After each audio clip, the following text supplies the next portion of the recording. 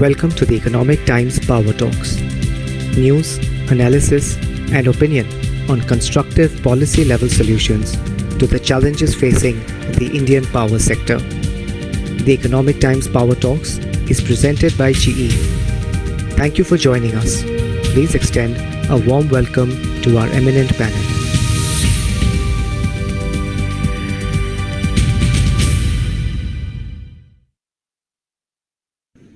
A very warm welcome to all of you. We are privileged to have such a distinguished set of guests, particularly the Honorable Minister for Power, Renewable Energy, Skill Development, Mr. R.K. Singh. Welcome, sir, to this webinar. The Minister brings with him a wealth of experience, being in the Indian Administrative Service. He's been the Home Secretary of both his state and the country. He has done some commendable work while he was in the Home Ministry, when he was Secretary of Defence Production. Suddenly we had the ordnance factories and shipyards and all, producing much more than they did earlier. As the head of road construction in Bihar, he just turned the state around completely, from the state having one of the worst roads in the country to having one of the best roads in the country. And all this, brings a lot of optimism about the reforms that you are pushing so sincerely ahead. I also welcome Mr. Anil Sardana, who's a big man of the sector, 40 years in infrastructure, which includes a long stint in Tata Power, a stint in BSES, and of course NTPC, where he began for, 14 years. He's also done great work in telecoms and M&A and all. We have Pravesh Sinha, who's, for some time been following Mr. Sardana's footsteps. They both been in charge of Delhi distribution, and Mr. Sinha then went on to become MD of Tata Power. He's also looking at renewable energy, very distinguished man. And then we have from GE, Mr. Mahesh Palashkar, another distinguished man. He's the CEO of General Electric South Asia. He brings international perspective here.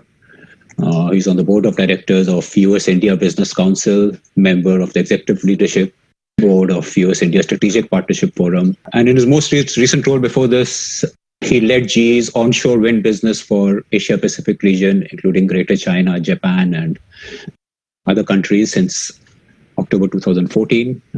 And he has done splendidly in that domain. I'm also very happy to welcome Sumant Sinha. He's a man whose achievements are a dream of any young man today, getting into IIT, IIM Calcutta, Columbia University, an international banking career, and a great entrepreneur. Icing on the cake being the ET Entrepreneur of the Year award, which he got not long ago. So welcome all of you. We'll all be very keenly hearing the minister, and just as you transformed so many things in so many of your previous assignments, everybody's pretty excited that despite the stress in the sector, there's faith that you are there.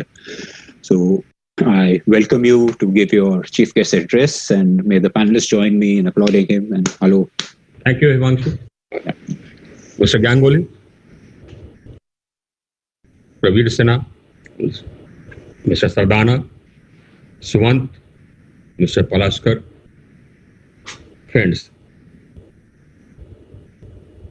The power sector, we have done quite a bit, but I will say that quite a bit remains to be done. We have made this sector, turned this sector into a sector which is now surplus in power. Earlier, it used to be deficit in power. So the availability is no longer an issue. The transmission is no longer an issue. We have connected the whole country into one grid. In the past 5 years, we added about 125,000 circuit kilometers of transmission lines. In the generation capacity, we added almost about 130,000 megawatts, and we are still adding to the generation capacity. But the addition to the generation capacity is now mostly renewable, and that also we are doing that at pace. We are changing the mix, electricity mix.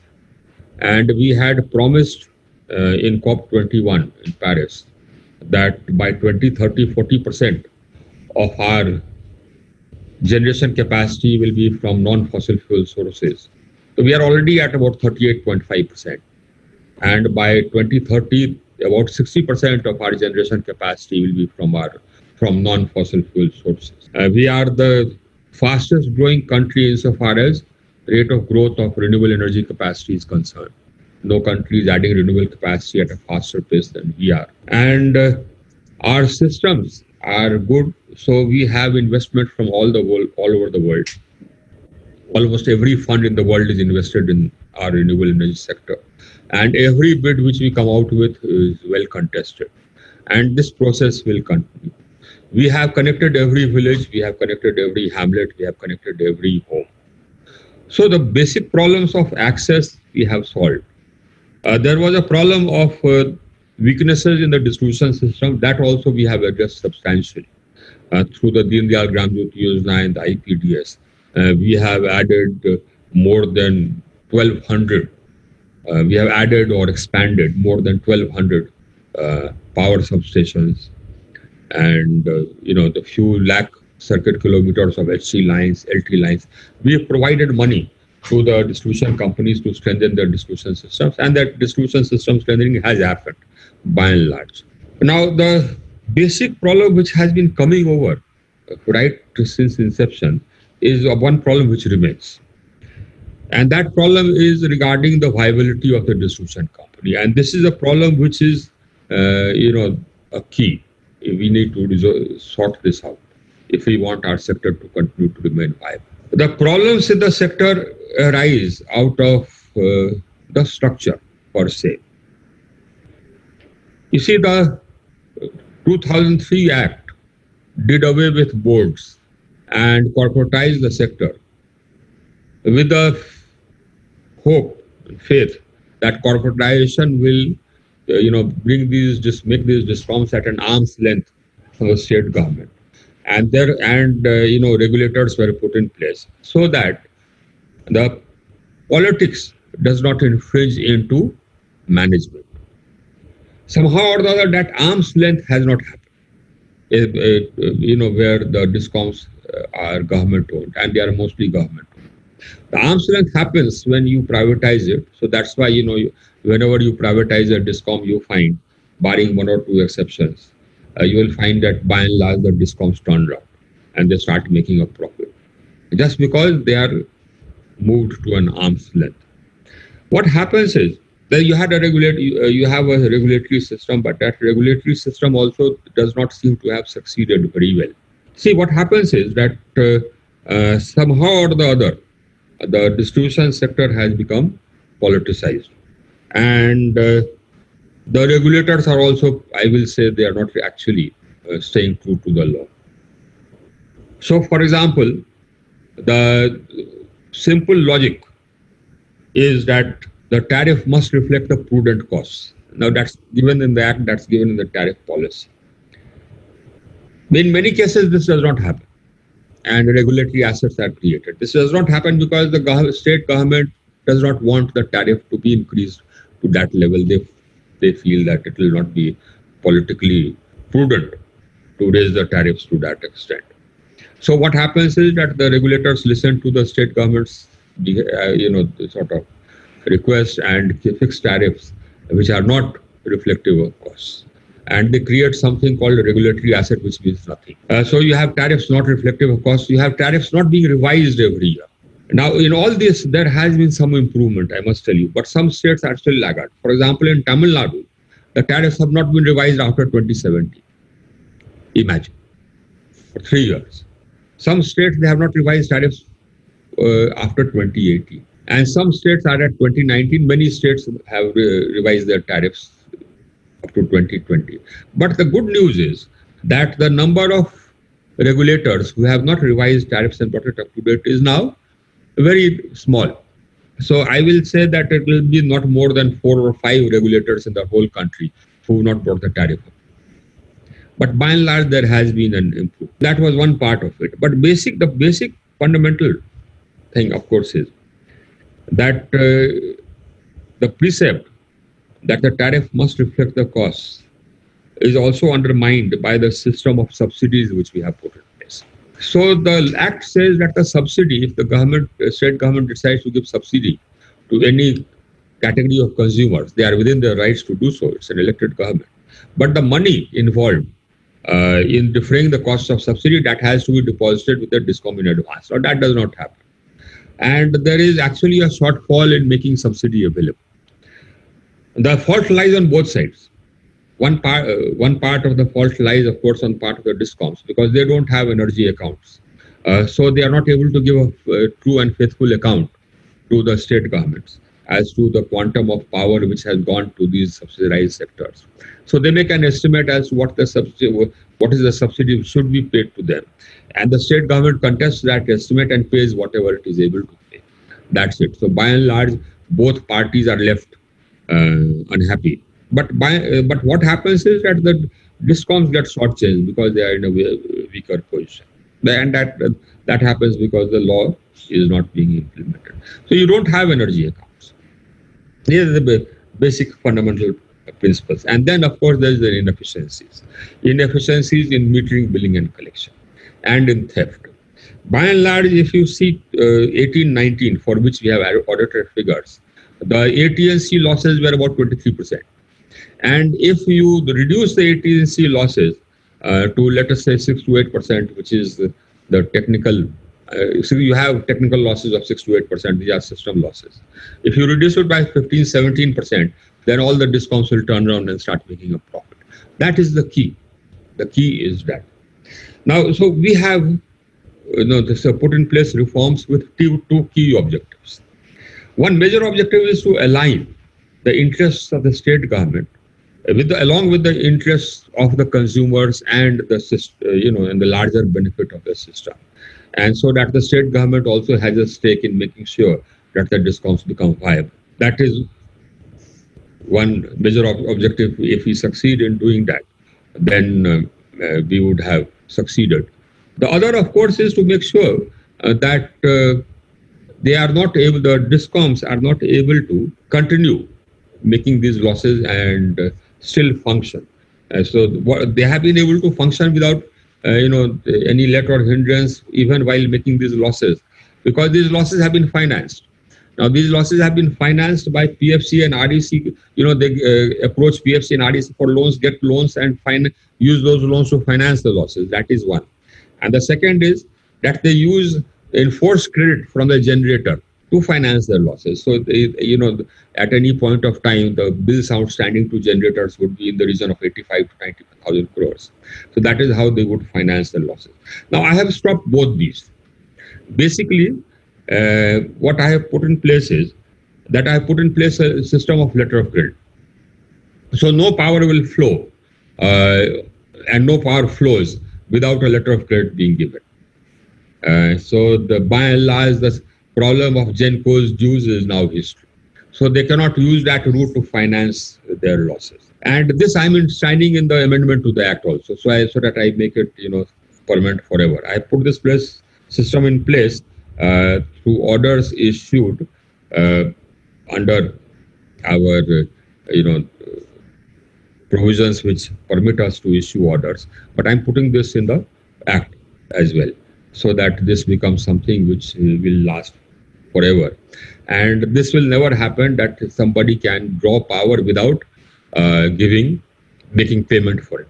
You see that our system is such a system where the generator is in a weaker position. The generator is in a weaker position because he has already invested the money and he has already hired the people for generating power. If he does not, he does not have choice of not generating power. Because if he does not generate power, he'll not be able to pay to the bank. He'll not be able to pay to his workers. So he has to generate power. The system is that the present situation is that every state and every DISCOM has tied up sufficient power for its requirement through long-term PPAs. So if suppose some DISCOM does not pay a GENCO, then that GENCO, in theory, has the option of shutting off the supply to that DISCOM. But in actual practice, he cannot do that because he can't sell that power anywhere else.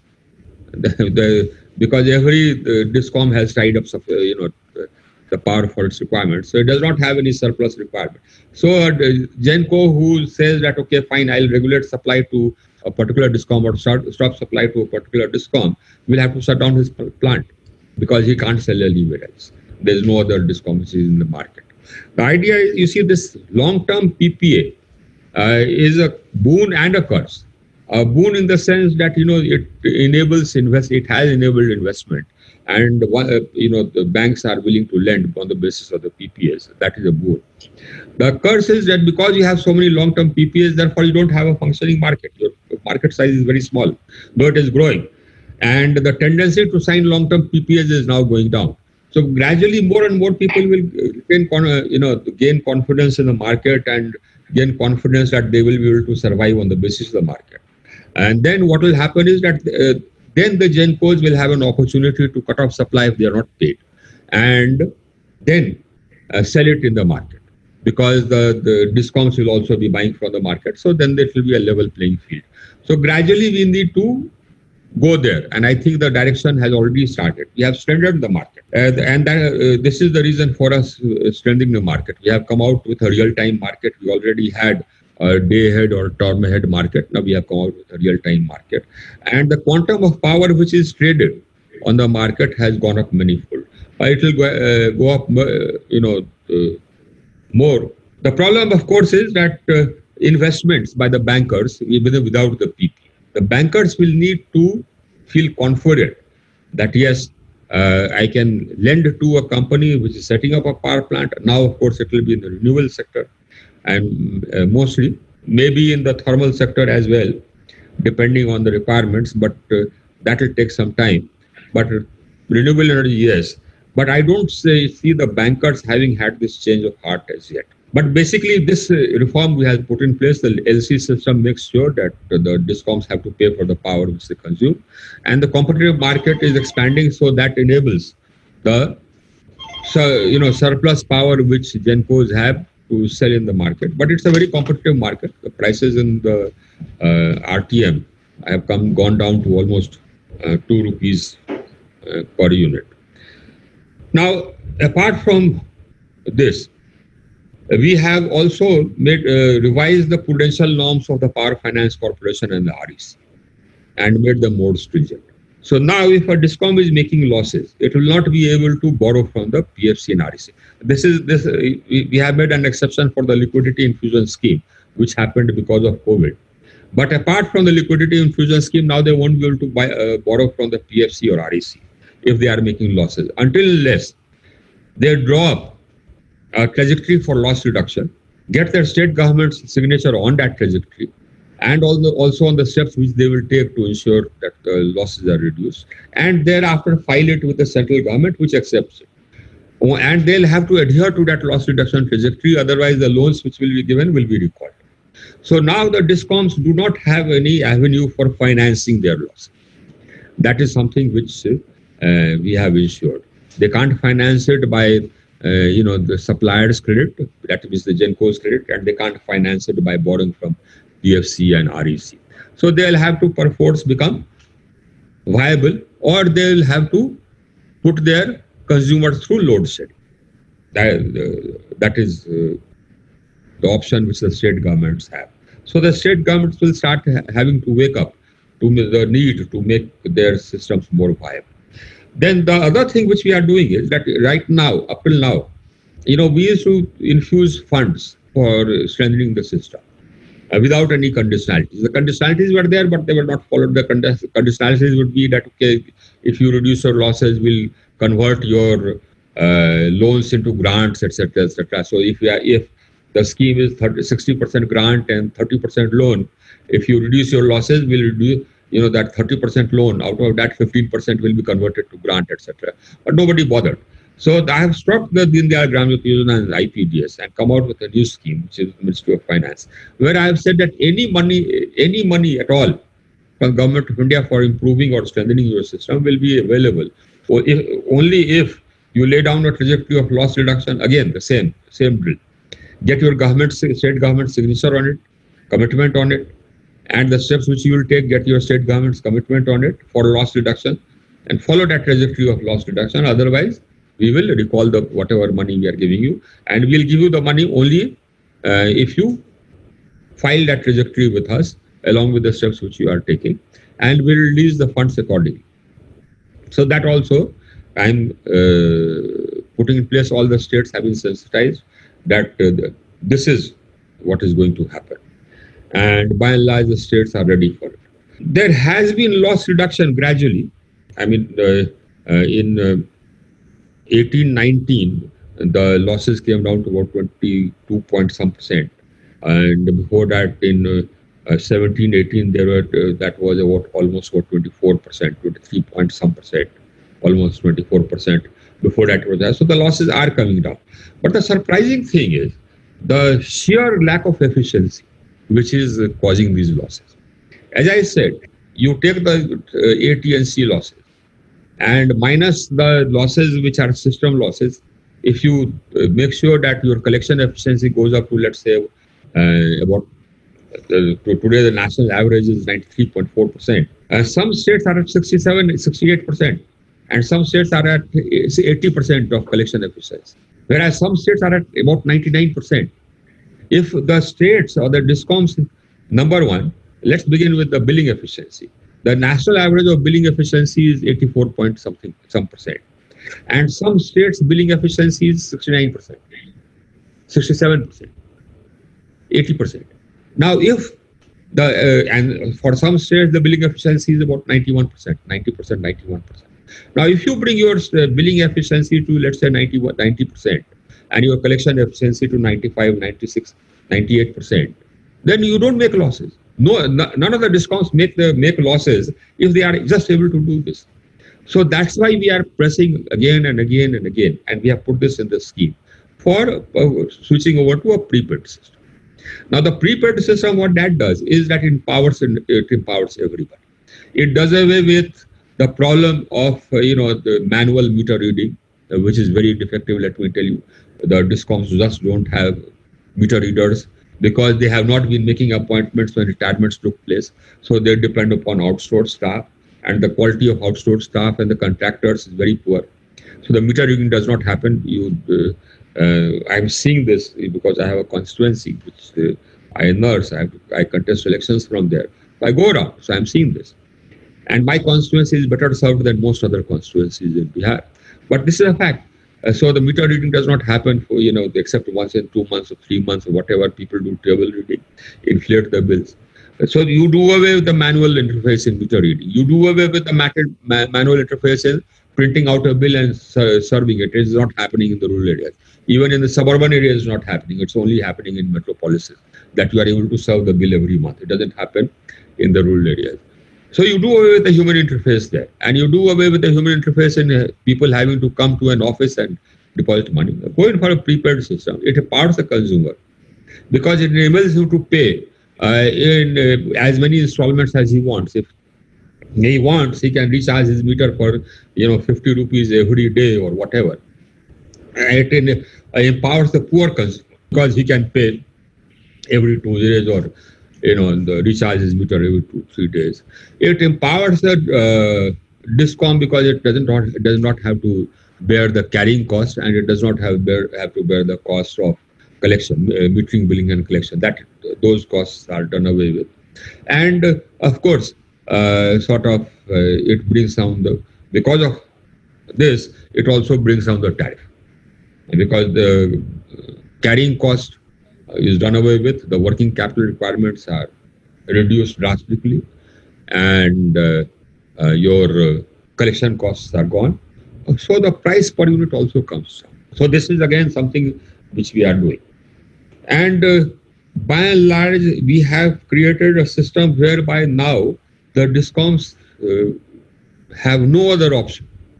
Of course, we are saying that you switch over to PPP, public-private participation, because our experience is not because of any ideological reasons, but because our experience has been that wherever this has happened, the losses have come down, and they have come down drastically. In Delhi, the losses were almost 57%. Now they are about 8 to 9%, which is just about system losses.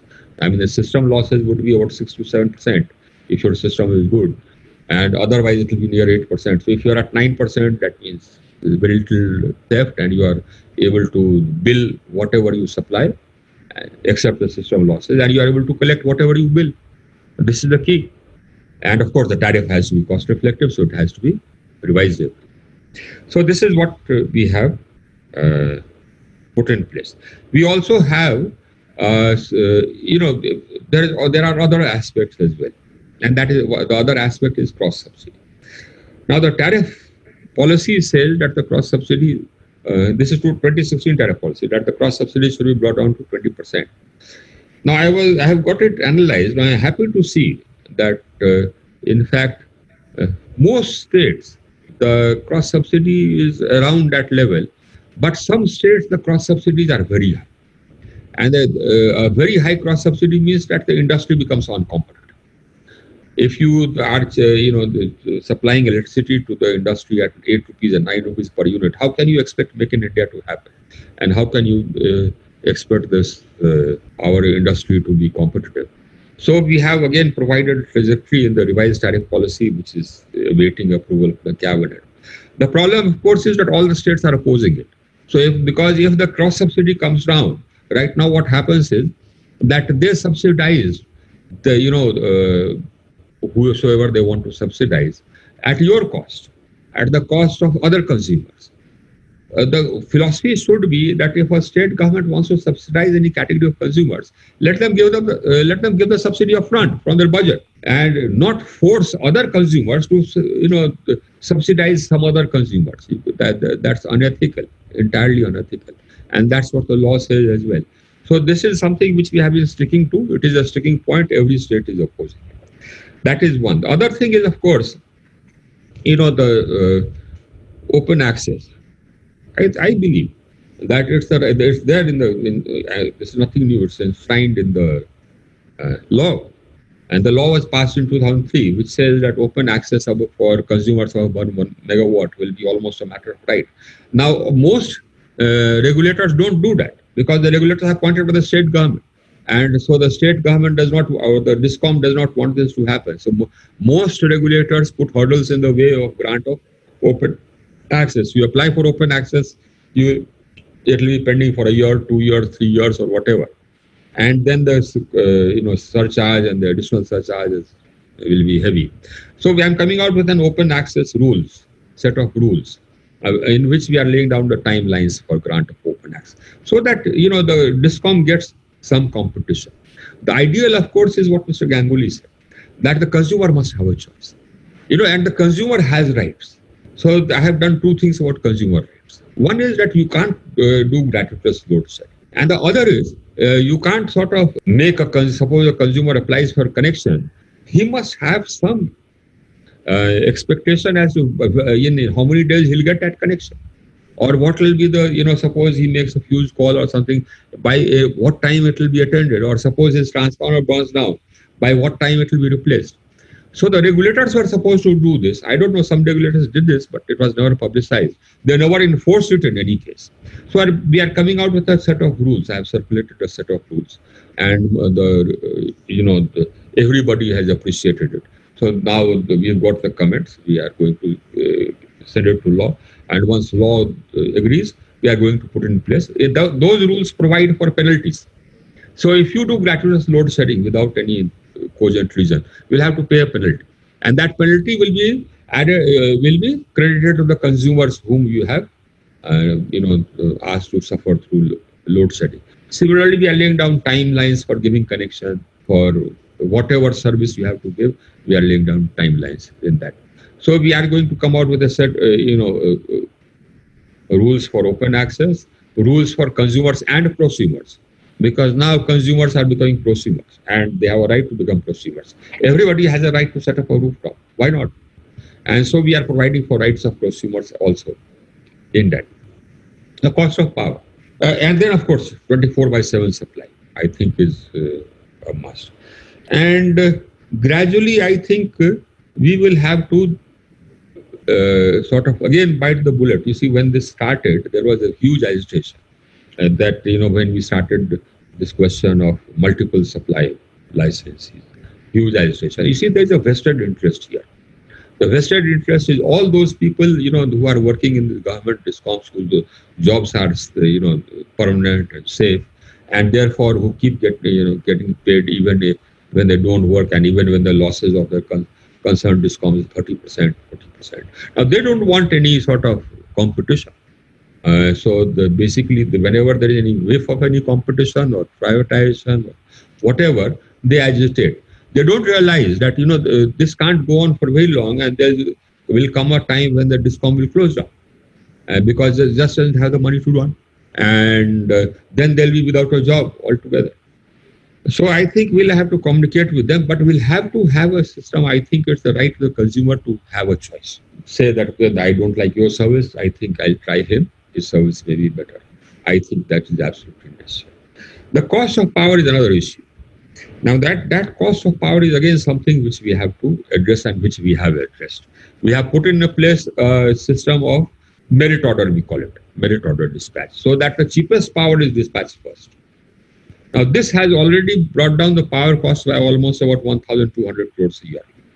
But I believe there are some plants, the plants belong to the state governments, etc., have to be roped into this system, and that is the next step which we are going to. We are going to rope in the state's plants as well, so that the consumer gets power from the cheapest source. The problem is communication. The problem is that here the state governments and everybody feels that look, this may sort of disrupt the system or whatever, but ultimately you will have to bite the bullet. So that is where I'm at. That you have to ultimately bite the bullet and make sure that this happens. One thing, of course, is there, and that by and large we are going to the franchisee system. Also, I'm reforming. I'm coming out with a new franchisee document, in which the competition will be on the basis of the efficiencies which are brought in, the loss reduction trajectory which is given. That will be the basis for the competition. And by and large, we are communicating with the state governments. I keep writing to the state governments and telling them that, look, this is what we are doing. This is what will happen. So you better be prepared for this. And now those days are gone when you could do load shedding. Now you have, basically it's not politically acceptable either. And you can't get power now without paying for it. That's the fundamental point. You will not be able to get power without paying for it. Now, one reform, is already happening. Uday happened. And, some people say that Uday was not so successful. But if you look at the data, it has made a difference. It has made a huge difference. I was looking at the AT&C losses, and the AT&C losses allowed to be passed through in tariff.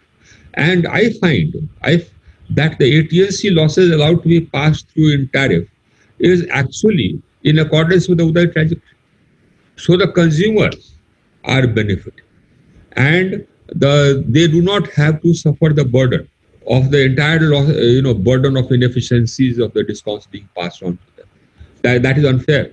That a DISCOM should pass on the entire the burden of its inefficiencies on the consumer. It's totally unfair. But Uday has succeeded, and by and large, barring a few regulators, every regulator is following this. Another thing which we are doing in the amendment to the Act. Now, we wanted to change, in order to keep the regulator at arm's length from the state government so that they uphold the law. We wanted to change the method of appointment of the regulators. Now, this was opposed tooth and nail by every chief minister. They all wrote to the prime minister. They don't want to let this power go, the power to appoint the regulator. The problem is that if you appoint the regulator, then the regulator does what you tell him to do. And so this entire edifice collapses. But I have thought of another method, which I think will pass through. And that is, that I'm laying, there is a section in the law which lays down the duties of regulators. Now I'm adding to that, adding to the duties of regulators. And the provisions for removal of regulators, I am adding some additional subclauses. Now, one of the additional clauses which I am adding is that if any of the orders of the regulator has not followed the law, has been against the law, or if there has been a gross dereliction of duty, if there has been a violation of law, Now, all this will be sufficient grounds for removal of the regulator. And I am putting in place a system for removal of regulator. So no matter how he is appointed, the removal will happen if he does not follow the law and if he does not uphold the law. Now, this is something which nobody can argue against. I am not taking away anybody's powers. Earlier, the state governments raised a halla that, look, we are taking away our powers. But I'm not taking away anybody's powers now. I'm only providing in the law that if somebody violates the law, there will be some reckoning. He'll be removed. I think that should make the regulators more accountable to what the law is. You see, the law drafted in 2003 is a great law. It just has to be implemented. And we need to make sure that those who are charged with the responsibility of implementing the law actually implement it. And of course, we have to continue communicating. And the people will have to sort of realize that the reforms we are undertaking is absolutely necessary. So for that, communication is necessary. And for that, we need your assistance, Mr. Watts and Mr. Ganguly. For example, let's take Uttar Pradesh, the most recent example. Now, when we said that, okay, you are making losses, then I think you should explore PPP, and some states and etc. are doing it. We are doing it in Union Territory. So Orissa is doing it. Uttar Pradesh also decided that for the eastern part of Uttar Pradesh, they'll do it. So then, the associations went on strike. And ultimately, the state government had to sign an agreement where they gave some time. The union said that, fine, we will improve the situation. So the state government will watch the situation for 3 months. That's what the chief minister says. I said, what have you done? You have resigned. He said, no, I have not resigned. I stand by my determination. But I'm giving them 3 months. If they improve this, if they reduce the losses in 3 months, then fine. Then I will not privatize. So I said, fine. I mean, if your discoms don't make losses, then privatization is not credo or is not a sort of policy for itself. It is just one method of reducing losses. So if you are managing to turn around and make a profit like Haryana has done, well, like Gujarat has done, then fine. Absolutely. So we'll wait and watch for 3 months. But that is the backlash which happens. And that backlash happens because, we don't speak out. So the press has to speak out. And the people have to be mobilized. That how long will you suffer? What happens is that if the discoms continue to make losses, then don't have money to replace transformers. When the transformer is burnt out, I've seen it. They don't have money to do it. The transformer goes to the transformer repair workshop, it gets repaired and it comes back. And in the meantime, you are without power. They don't have money to replace freight conductors. They don't have money to buy the power, so they do load shedding. Or they don't pay the generator. Now, all this will invite penalties, mind you. Now they'll all invite penalties. So the medicine is bitter, but that medicine has to be administered. And so by and large, it's a struggle, it's a fight, which continues. That's all I can say. The fight will continue. It's our wits against their wits. That's what it is. Okay, thank you. Thank you so much. I think you've given us a very good perspective of how the reform will proceed and your determination to push them through, whether it is by putting pressure financially, by central institutions holding back loans unless they set their house in orders. We can assure you, as far as media support for reforms goes, we are all for it. We are very pro-reform. We are very pro-business activity. And in fact, that's one of the reasons we're having this webinar, because we want the sector to become financially viable. I'll have a couple of questions with you, but if you allow, if we can just have Absolutely. So can I first go very briefly to the panelists? The minister has talked a lot about distribution companies, and we've got two doyens of the distribution sector, Mr. Anil Sardana and Praveer Sinha. Mr. Sardana, would you like to kick off the discussion with, what can be done? How do we make sure that these reforms succeed? There's so much opposition, like UP, the minister gave an example. Thank you, Mr. Minister, for a very eloquent opening our keynote address. Himanshu, I would only say that one was virtually pinching himself when one was hearing the minister.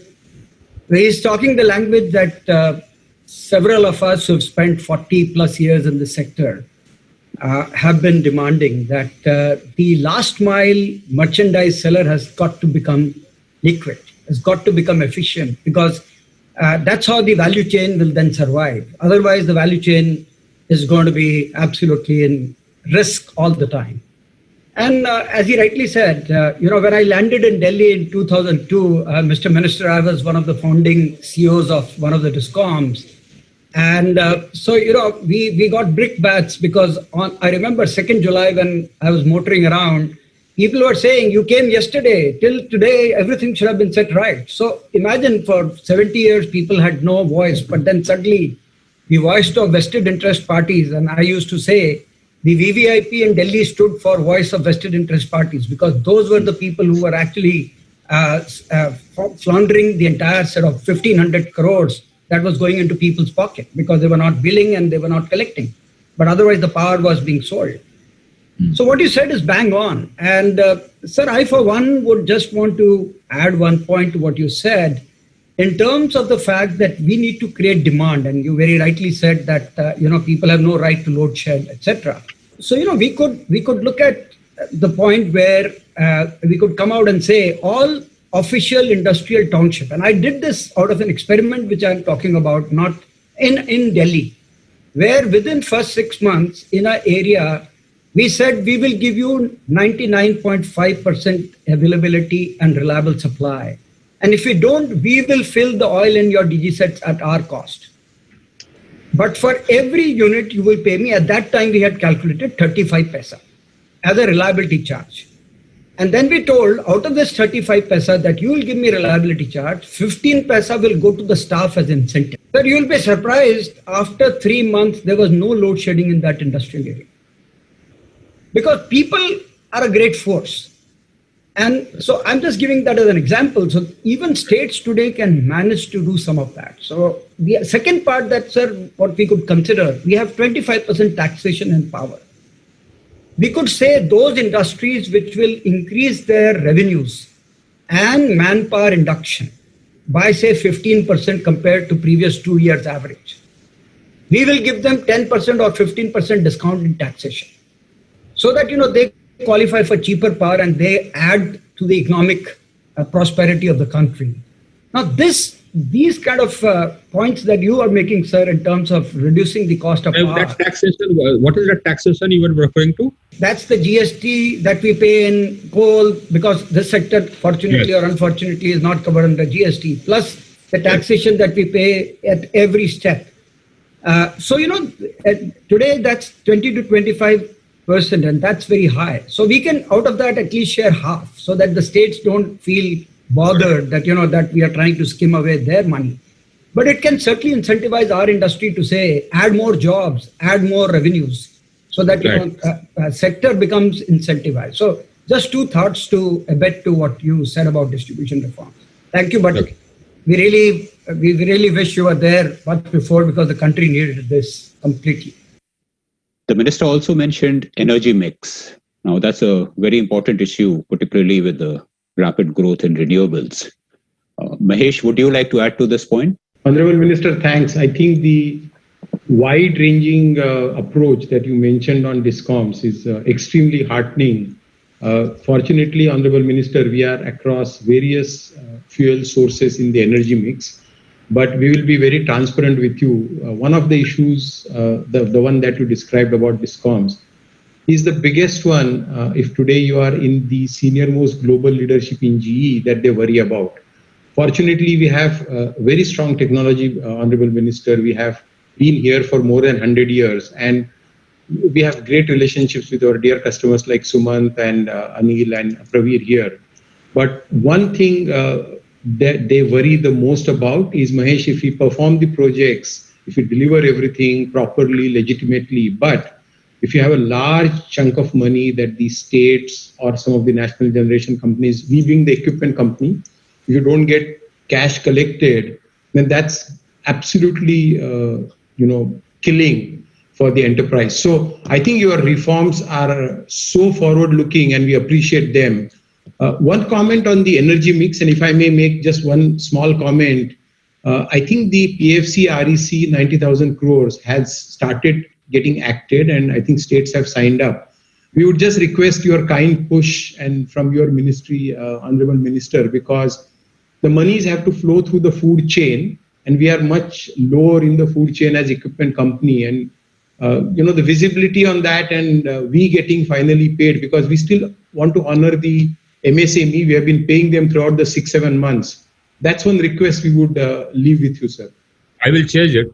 And one thing I want to tell you, looking at the Andhra Pradesh example, we are making a provision in the law for having a separate bench for dispute resolution, for enforcement of, I won't call it dispute resolution, I'll call it enforcement of contract. Now, dispute resolution, I have already set up a body which is in the Ministry of Renewable Energy. You would be aware of that. And that body has been hearing and deciding on disputes, and whatever has been decided by that body, the government has accepted, and wherever any money was to be paid as a result of those decisions, that money that has been approved. So we already have a separate body for dispute resolution here at the ministry level, and now we are putting in the law for setting up a separate bench of the CRC itself, so that we are not creating any other body for the enforcement of contract. Thank you, sir. We appreciate it. One other point will not happen again.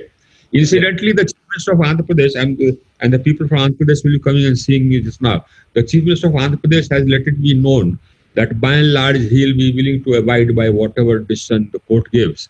It is currently sub judice. So the only requirement now is to make sure that the courts hear it and pass orders quickly. We appreciate it. And your ministries, both ministries have been helping, Honorable Minister. We are working with them. But these are pretty large sums of overdues of contracts that we have executed. The one other forward-looking point, Honorable Minister, I think the Ministry of Power as well as MNRE has now started very good movement of round-the-clock hybrid. And we are very much appreciative. We just wanted to mention on record, because I think the wind can go to 40-45%, solar will go to 20-22%, but the moment you bring coal-fired or you bring gas, and so natural gas is something we have been working with both the ministries, Honorable Minister.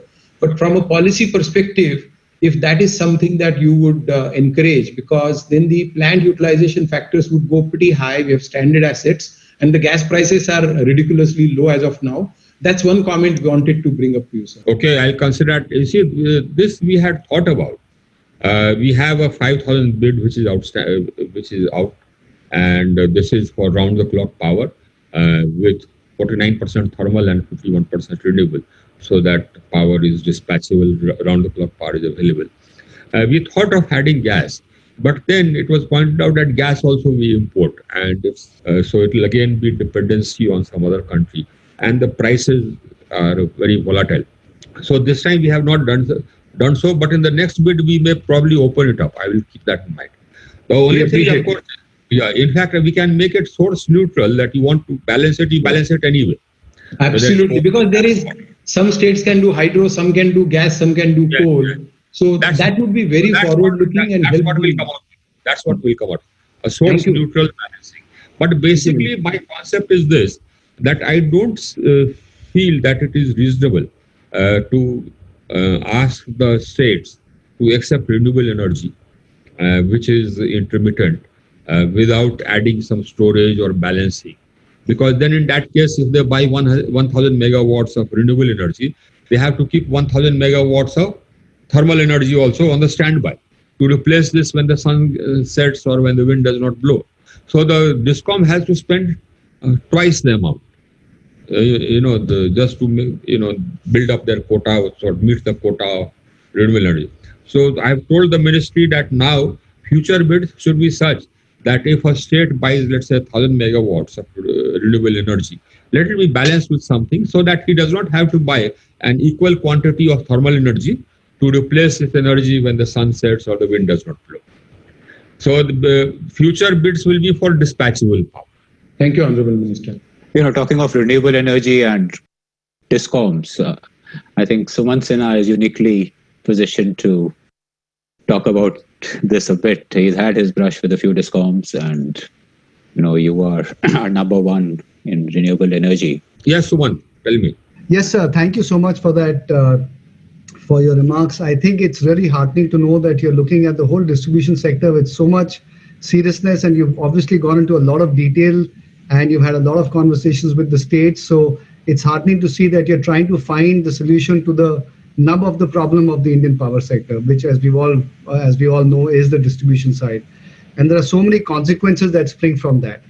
So I have two questions actually for you. They're a little bit unrelated, but nevertheless. So the first question is that you had proposed a number of very important, steps forward in the Electricity Act. With regard to the new, body that we're looking to set up, with regard to the appointment of the regulators, and so on. So first question really is, what is the status of the Electricity Act? When might we see that it might move forward in some way, shape or form? We have got the comments. In fact, there was a storm of comments and letters to not only me, but the Prime Minister. So we've got the comments. We have examined that. We have had discussions with the Prime Minister. And they made a presentation to me of the final draft amendments. So after that discussion, they are fairing it. It will go to the Ministry of Law, and then we'll take it to the Cabinet. And thereafter, we will introduce it. So as far as the appointment process of regulator is concerned, we are not touching that, because that has turned out to be a very, very sort of sensitive spot with all the states. And they all wrote to the Prime Minister. But we are putting in place provisions in the law which will ensure that the regulators uphold and follow the law in the discharge of their functions. And if they violate any of the provisions of the law or the tariff policy, that will be sufficient grounds for their removal. And we are putting in place a system whereby their work will be reviewed every year as to whether this has happened or not. So if a regulator is mandated to look at the tariff once every year, and true it up or revise it every year, he'll have to do it. Otherwise, it will be a violation of law. I'm putting that in that legal provisions. Okay. Then a separate body for the enforcement of contract, I will call it, that we are providing, and making we are enhancing penalties for for violation of provisions of the law. The RPO also we are strengthening, the renewable purchase obligation, so that should be music to your ears. So basically, the RPO will start biting. If you are violating the RPO, will start biting. Now, what that will do is that will again, spur this establishment of renewable energy, because right now the quantum of renewable energy which we are infusing into the system, just renewable, is just about 12-13%, whereas the RPO is 21%. So imagine if it is that means the capacity will have to double. Yeah. So all the other provisions which we had circulated, they will come in. Okay. Question, sir, I have is that if we look at our power sector, in the first 370 gigawatts that we have installed right now, renewables, as you know, is 90 gigawatts, and as you said, 12-13%. But as we look at our next 1.4 trillion units that we have that demand will come up in the next 12 to 13 years, the whole power sector is going to flip, and we'll have much more renewable energy, and that will then begin to take over the place of coal. Now, as we look at this, and as you rightly talked about the fact that storage is going to become an important element, and we have to start looking at dispatchable power if we want to really increase the amount of renewables. So one of the things is that, storage technologies are evolving very rapidly right now. And there are multiple different types of storage technologies that are evolving, and they will keep the price dynamics of them will keep changing over the next 5 to 10 years as technology evolves. The second thing is that the strategy for storage, in the sense, should it be seasonal storage, or should it be storage with every single bed, or should it be aggregate storage at the grid level, or should it be every state doing their own grid balancing? So I think what may be very useful to give all of us a better sense is if the Ministry of Power or MNRE, under your direction and guidance, can actually come up with a roadmap over the next 8 to 10 years. What is the government's, in some ways sitting today, official view of the future? And how will different storage technologies play out? What will be the overall storage strategy of the government? I think if you can come out with something like that, then that will give all of us a very clear roadmap as to how the government is thinking. And if certain markers or certain steps come into place, let's say technology cost changing, the relative dynamics changing, then you'll start doing these kinds of bids, or your strategy will change in this way to manage the grid and so on. That, I think, will give all of us a much clearer sense of the government's thinking and evolution, so that we can then start making investments in different technologies as well. We'll have that. That's an interesting observation, Suman Sinha. In the case of changing technology, we need adaptive policy and a look ahead also. Can I turn to Mr. Pravesh Sinha? You also have a wealth of experience being a DISCOM yourself, dealing with DISCOMs, producing power. How do you see the sector, the reforms, and dealing with the DISCOMs? Thank you, Himanshu. First of all, I would like to compliment the Honorable Minister for a very frank and open, and I would say a very candid discussion on the power sector, and the acceptance that distribution is the key to the change that can happen in the power sector, because the last mile connectivity, the last mile ability to get the payment, and that is what will drive all the investment in the power sector, whether it is conventional or renewable. Minister also mentioned about how the viability of the distribution companies needs to be improved, and the necessity of the regulatory system to revise the tariff.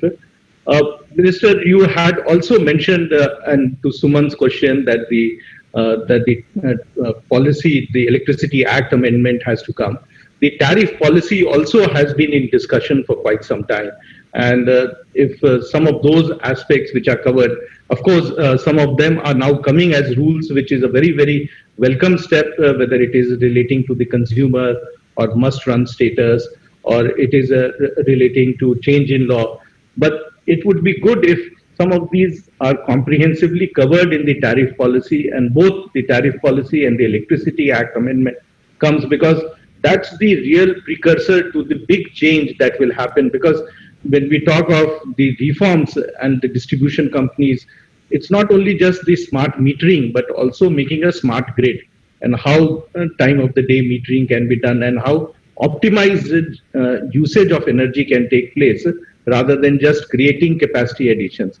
So you would like to, sir, take it forward and get this expedited. That will be very, very helpful, because the type of things that is being proposed to be amended is phenomenal, and it will really improve the sector going forward. Actually, just because the tariff policy looks at and seeks to correct so many things.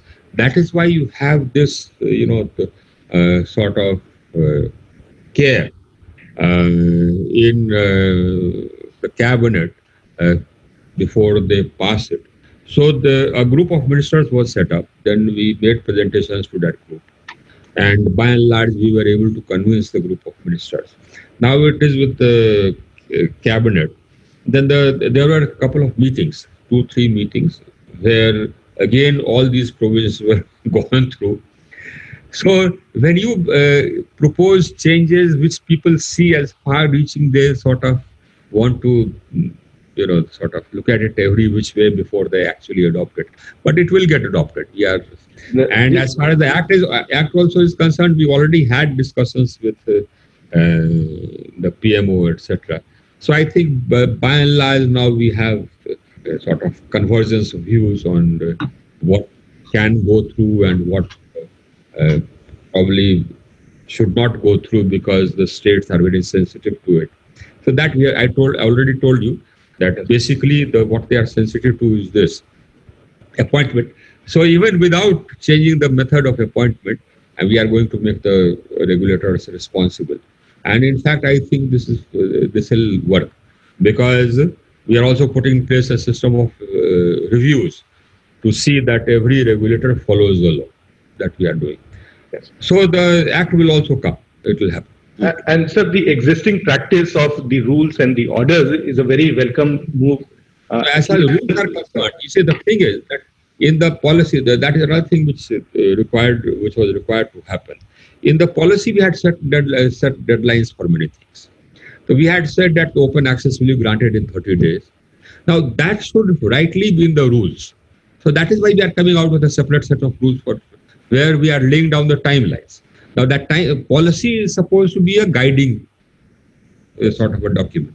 A rule is like a law, definitive, that you have to do this and you have to do this within so many days. So that is why open access rules, rights of consumers rules, the pass-through, again, yes, rules, so that the pass-through has to be given in so many days. And we are simplifying everything. We are saying that, sort of, why should this procedure take so long? Why should not happen in so many days? And why should the formula not be there upfront? So that tomorrow, let's say the price of coal goes up. Yes. There should be a standing formula under which you put that increase in that formula, and then the per unit impact comes out, and you start levying it, and then you send it to the regulator to true up in the next 30 days. You have already started levying it. Yes. Suppose the cess goes up by 100 rupees or whatever, or GST goes up by 100 rupees. Put it in the formula. You will come out with a per unit impact of, let's say, 2 paise per unit. So fine. So you start charging it from the DISCOM, who starts charging it from the consumer. And the truing up is done in 60 days by the regulator. And then if, for example, there's some calculation error or something like that truing up will happen. So that everything becomes more and more automatic and simplified. But ultimately, I think, if you want me to actually think about what is the end point of everything, I think the end point, when will I be happy? I'll be happy if I have a choice. Yeah. Multiple supply licenses as a consumer. That is the ultimate, sir. One more point, sir. In last 6 months, the power sector has done exceedingly well, and it has been able to generate in supply and sustain the operations. Also, some of the bids had come, but last few months, many of the renewable bids have got delayed. You mentioned that RPO obligation also of most of the states are hovering between 10 to 12%, and there's a necessity. So if this is given some amount of push, not only it will add capacity, but it will bring a lot of investment. It will also help in adding capacity in creating the production capacity for solar cells and solar panels under the Atmanirbhar Bharat. So I think that's another area that you may like to give a little thrust, so that we are able to. Putting it in the amendment. We have put it in the amendment. So we are increasing the penalties for violation of RPO. And we are also saying that, right now, every regulator sort of lays down a separate RPO. The central government has laid down an RPO. Now every regulator sort of lays down a state-specific RPO. Now, we are saying you can't do that in the law. We are saying that the central government has laid down an RPO looking at the international obligations which it has undertaken, which is within the purview of the union government. So the union government, it is within the purview of the union government to undertake international obligations. And once a union government undertakes an international obligation, then that has to be implemented. That becomes law. It has a force of law. So the RPO, which mirrors the international obligation, can't actually be changed by any state regulator. So that's what we are providing for in the law. So then what will happen is that this demand will again start growing exponentially. Then what will happen is that beyond June 23, I don't foresee extension of free ISTS. After that, it will be totally open. There's no question of any free ISTS. And the RPO will be the instrument which will ensure that people buy renewable energy. And renewable energy can be generated and sold either through long-term agreements or medium-term agreements or through the market, either way. But gradually, the way I see things moving is that I see the market becoming more and more, salient. Now, that's good. What that will do is, that's the international system. What that will do is, of course, it will ensure there'll be no question of any default. You have to pay in advance. And then there'll be competition. So actually, people will get lower prices. In the beginning, there will be some pain because we have established capacity, which is much more than our requirement. But that I see as a temporary sort of a situation. because many of the plants which are currently running should actually have been retired long time. Their heat rates are very high, and they are in no position to install FGDs, etc. So I think in the next 2-3 years, you will see about 29-30 plants retiring. Then and our demand will continue to grow. Our demand will multiply by a factor of 2 or 3 minimum, because our per capita consumption is just 1/3 of the world average, and that 1/3 of the world average is actually including Africa, mind it. And it was like this because we had not connected 27 million consumers, which we have connected in the past 18 months, 27 million consumers. So their demands will continue to go up. You will see them buying more and more televisions. You will see them buying more fans. So that demand is yet to hit. We have connected them in 18-19. The demand of that 27 million consumers is yet to hit. So I'm going to see spiraling demand. So abhi jo lagta hai, right now we feel that nice house of the peak demand is 185. That's going to be history very soon. Let normal times come and let the industry start growing again. Actually, we faced 3 disruptions one after the other. As an economy, we faced the disruption of course, the demonetization, then the GST, and now COVID, the biggest disruptor of all. But I've taken note of that, infusion which we are doing, and I will spur it along. Don't worry. Against this 19,000 crores limit which we had set for liquidity infusion, we got applications for about 1,08,000 crores, and we've already sanctioned about 75 or 80,000 crores. I will expedite the sanctions, don't worry, and I'll make sure that the disbursements are also expedited. And then I'm quite sure that the disbursement will also trickle down to all the manufacturers. If they don't, please let us know. We'll work out ways and means of making sure that all the bills are paid. That's why we brought in this liquidity infusion. One very interesting point that you made was how you're dealing with regulators, and how every state got against it, and you outsmarted them in a sense that okay, you appointed, but we will regulate the regulator in a sense. There'll still be halla when I introduce the bill in Parliament. Don't worry. Don't write about it prematurely, Himanshu. Let it happen. Yeah. So my question is, in your Electricity Act amendments, the tariff policy, you're really talking of path-breaking reforms. And this regulator appointment is one of the smaller things. About the rest of the provisions, are you determined to Yes, it will happen. It will happen. Through tariff policy or through rules or amendment, one or the other will happen. Because going by what happened in UP and what one knows about the states, they will have, all of them will object to other provisions also. That's a battle. The war is still going on. And Uttar Pradesh also, this will happen. Don't worry. Just wait for 2-3 months. I have spoken to the Chief Minister today. Mm-hmm. I said, what is this? So he said at nice house, so this is a temporary sort of thing. This will happen. 3 months. Okay. Again. That's very reassuring. In course of your responses, you also mentioned, what if the GST goes up, and I think you were referring to coal or other inputs. Or what about GST and electricity itself? What are your views on that? I want that, but people tell me that probably the states will not agree. I don't know why they should not agree, but I think we can have a try at getting it. We'll have a try. That will become a big booster for the industries again. Yes. Because if they are able to adjust the GST eventually, what they pay in the electricity, they will become absolutely. It will help the consumers. Yeah. Absolutely. It will help the consumer. The power costs will come down. That's right. So have you recommended this? 400 rupees cess, which you mentioned, per ton, that was appropriated by the finance ministry to, make up the shortfall in GST collection. Now that is there till 2022. After that, maybe, we can take it up, that cess may be abolished. But I see the price of coal coming down. I see the price of coal coming down because, the coal minister, and I have had discussions with him, both of us are clear in our mind that there should be competition in the coal sector. Now, there is already a situation of surplus coal availability because of this infusion of renewables. And all the coal, companies are sitting on stocks. So if you have all these subsidiary companies are made independent and they compete amongst each other, I see the price of coal coming down further. So that will probably lead to a reduction in power prices, further reduction in the power prices for the consumers.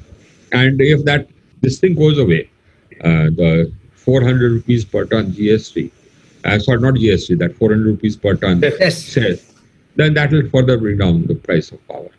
So 2022 will take this up, that this may be abolished. Actually, I have said that this can be used for, this is actually a green tax, so it can be used for green energy. But I don't need any sort of subsidy for green energy now. The prices are themselves competitive. Yeah, that's a very interesting development that's happening, that green energy, right? Just 10 years ago it was meant to be, if you care for the planet, you're sitting in a 5-star hotel, you would say, we should have solar energy. But today it's a commercially viable, good alternative. How do you see the future in terms of Atmanirbhar Bharat? You've taken a few initiatives. I've heard from the Adani Group that they want to be number one in the world. Suman Sinha is very bullish. She's also talked about getting into manufacturing at an appropriate time. Tata Power is also very hot on renewable. The time is now, because I am setting up barriers. You already have the safeguard duty. Now I think in about 14-15 days time, I've given a deadline. I'm going to sign on this approved list of models and manufacturers, and only those the models and manufacturers will figure who are making in India. So this is also a non-tariff barrier, to put it plainly. So by and large, I'm going to, and then the customs barrier also I'm proposed, and I'm reminding the Ministry of Finance. The Ministry of Commerce has also seconded our proposal. They have endorsed our proposal that the customs barrier go up. So these barriers will go up. You see, I don't see any reason why we should not become smart, and why we Indians cannot become smart. Every country puts non-tariff barriers and tariff barriers, and every country tries to make sure that it creates jobs in its own jurisdiction, in its own country, rather than in other countries. What Trump was doing was only talking about what the Western world has been doing, right since time immemorial. That they create jobs in their own country. They want to manufacture goods, etc., or create value in their own country and sell to other countries. That's what we need to do. But this has also raised some debate on, while it is very good that India is finally getting its act together in manufacturing and putting barriers, what about, might this affect capacity addition and growth in the early phase, perhaps? Not really. Because I already have about letters of intent for setting up manufacturing capacity of almost about 20 gigawatts in modules and cells. 20 is the massive. Demand is here. Where will they go? The demand is here. We are, our Prime Minister set a target of 450 gigawatts by 2030. So that's very promising. So I think before we wind up, one last round of comments from the panelists. Basically, Himanshu, you see, we work together, me and the industry. And the idea is that, I represent them. If by and large we keep discussing, and we'll keep discussing. So I'm open to suggestions, to ideas, because our objectives are the same. Our objective is a viable, sustainable power sector. Yeah. And all the panelists you have are from the power sector. So their objective is the same as mine. So my doors are always open. They can always walk in and give me ideas and suggestions. In fact, I am hungry for ideas and suggestions as to how to set things right. So you're always welcome. And give me ideas and suggestions as to what to do to set the things right, to improve things. And this is something which we should have learned a long time back. You look at any other country, you look at the Western countries, there you will find that the government and the industry, they move together and they work together. So by and large, here also I have ambassadors and ministers coming and meeting me with their industry. And they talk about what their the requirements are and what problems their industry is facing. And in some countries, there is an interchange of personnel between the industry and government. For example, in France, whether it's the United States or United Kingdom or Netherlands or France or Germany, they see the industry as a part of their team. And the government and the industry, they both work together to make sure that the industrial prowess of the country grows. I think that's what we have to learn. And that's what we are doing now. So basically, think about what more can be done, what more should be done, and please walk in and give us your says. That's a very, very promising and encouraging note from the minister. One last question from me, with all these path-breaking initiatives you are taking, do you have some kind of time frame in mind that, okay, maybe by 2023, DISCOM losses will come down by X percentage, or any such look ahead can you give us? Basically, I have not looked at it for the entire country together, but for different states, I'm looking at it separately. So in fact, my ministry is analyzing every state separately. We analyzed Uttar Pradesh, and I wrote to the Chief Minister after that analysis, sharing our analysis with him and saying that, look, this is where you are making losses. If you do this, and your losses will go away. Similarly, they have again analyzed 4 or 5 other states. Again, I'll be writing to the Chief Ministers that, look, this is where you are making losses. If you do this, the losses will go away. But ultimately, if you sort of take care of increasing your efficiencies in just billing, meter reading, billing, and collection, that in itself will reduce your losses to almost, that's what Haryana did. It will bring down your DISCOMs will turn around just by that. So it's not rocket science. It's actually a more of a diligence and commitment. What's your gut feel? How far are we from a viable power sector?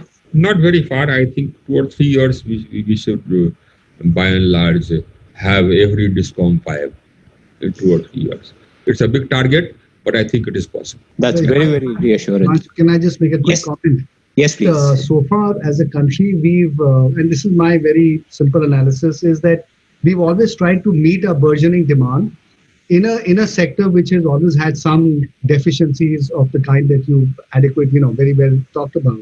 I think now there is an opportunity for us that as we look at our power sector over the next 10, 15 years, that the kind of growth that we'll have, almost no other country will have in this sector. And therefore, there exists this unique opportunity for us, which you are very,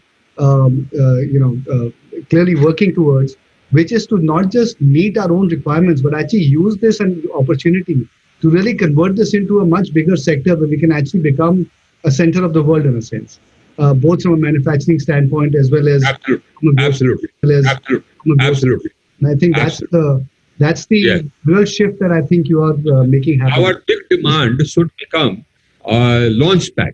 Exactly. So that you cater to this big demand, but that gives you enough volumes to be able to increase your manufacturing capabilities to meet the world requirements. Make in India for the world. We have a big challenge, but we will meet it. You have our best wishes and full support. Thank you so much. Thank you. Thank you so much, Honorable Minister. Thank you. Thank you.